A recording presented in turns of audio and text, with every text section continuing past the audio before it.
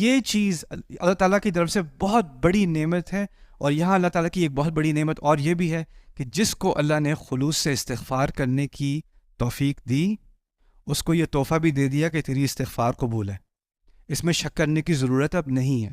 اس میں بار بار پیچھے جا کر سوچنا پتہ نہیں معاف کیا ہوگا کہ نہیں، پتہ نہیں وہ استغفار صحیح تھی یا نہیں، پتہ نہیں اللہ کے ہاں معاف ہوگا کہ نہیں، یہ شک چھوڑ دو. اسی لیے یہاں انا کا لفظ استعمال ہوا ہے.